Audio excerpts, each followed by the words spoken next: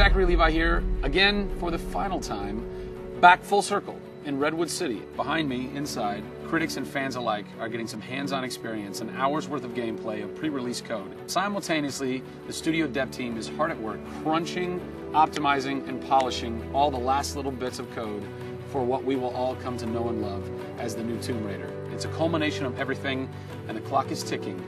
These are the final hours of Tomb Raider.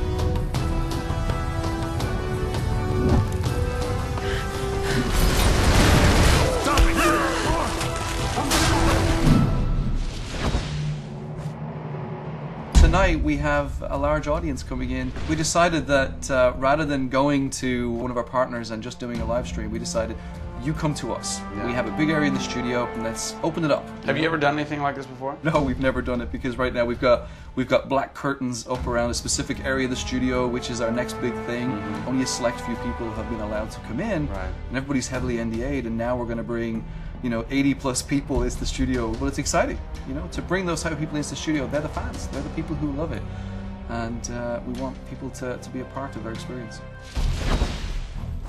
On one half of the studio, all that is going on like crazy, but basically in half the studio, you guys are just pounding, working out every last glitch, every last bug, making sure that it's all just perfect, done and perfect, exactly, for your certs on Friday. Yeah. What happens when a game fails cert? Then things start getting like, sweaty around here. You're dicing with death right there. We might be missing a release day. That's how big a day this Friday is. Yeah, it's huge. If we submit and they come back and say, hey, there's maybe 35 things that we'd like to change, then as a studio, we'll change them. We'll improve them. Or there's small things that they say, hey, this experience might be better if you just fix this little thing. Then of course the team are literally sitting there waiting for that to happen. And there has been games I've worked on where we've submitted, and within 24 hours it would get kicked back and they'd say, hey, you guys are crazy, you shouldn't have submitted it. So, there are 80 people in the office right now. You're 4.5 days away from delivering this thing, and they're strewn about. What are they all doing? So we have guys working out of very prioritized hit lists, right? So we say, okay, this is the most egregious thing that we've noticed lately. We'd like for you to focus in on it. What are you guys debugging here? Looking at some menu transitions. Oh yeah, we want to make sure everything feels snappy all the time. Menu transitions, if I had a nickel for every time. One of the toughest things with Lara as a character is her hair.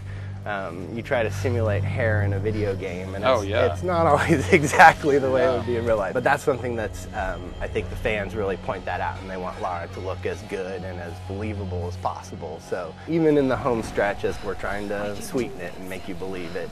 So I spend a ton of time playing the game. So while everybody else is busting their butts trying to make it work, you're having fun. That's basically what you're saying. There's about 80 people that are all still busily working in this last week before the game goes to cert. Absolutely. One of those groups is called the what group? The OMS group. And what does OMS stand for? OMS is an acronym for Oh My Shit. And what does that mean exactly? When you're into the high octane moment, the only response we were challenging the team that it could come back with was, I would exclaim, oh my shit, that's awesome, right? Like, I couldn't even cuss properly. It could have been the OMHG, the oh my holy god team. Yeah. But oh my shit, oh my shit, it resonated. So many companies focus on the explosions, and we love explosions. I mean, there's plenty of them in the game. But it's also about sometimes that implosion moment, that time where you actually feel like you're part of that. We have an early example in the scavenger den, very early in the game, where the camera is about 6 inches from the back of her head as she's in this claustrophobic moment as the ceiling gets lower and lower and the water gets higher and higher and her torch, you're worried, is it going to go out? And as you suck in for that moment, if it's resonating with people, as we've seen it resonate here, you actually watch people who are claustrophobic kind of lean back in their chair a little and kind of react, and that's exactly what an OMS team is about.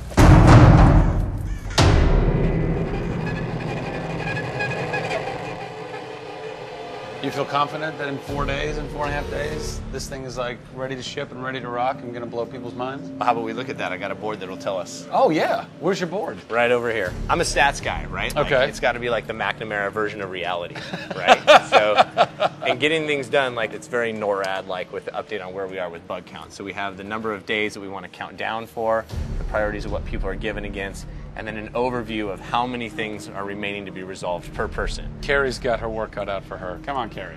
Yeah. Ultimately, we have to figure out how do we hit the quality on a predictable timeline. So right now, we're trending towards being able to hit that in 12 days. But you need to deliver in 4.5. Correct. So what does that mean? I need to go right now. Where's your head at right now, knowing that in 4 days, Yeah. it's got to be completely done? I'm super critical of what we do. You know, you tend to be perfectionists.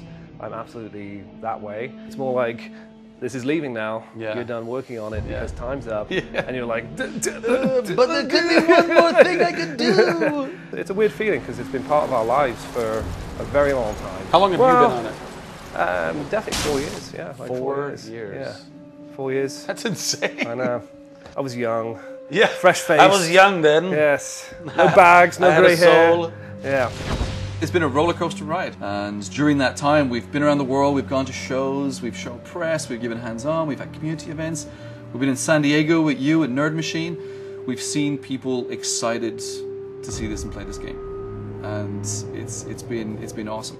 It's not just about Lara's arc, it's about the arc of people who've come in to the roles. You know, we've had people come in as animators and move up to the highest levels in their profession along these 4 years. So people have grown in these roles, families have expanded, kids have been born, but we're coming to a point now where we're, you know, probably 70, 80 plus days away from launch, and this phase has come to an end. You know, it's been awesome.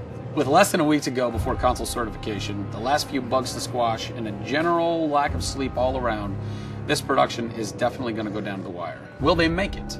Join us next time on the final hours of Tomb Raider to find out.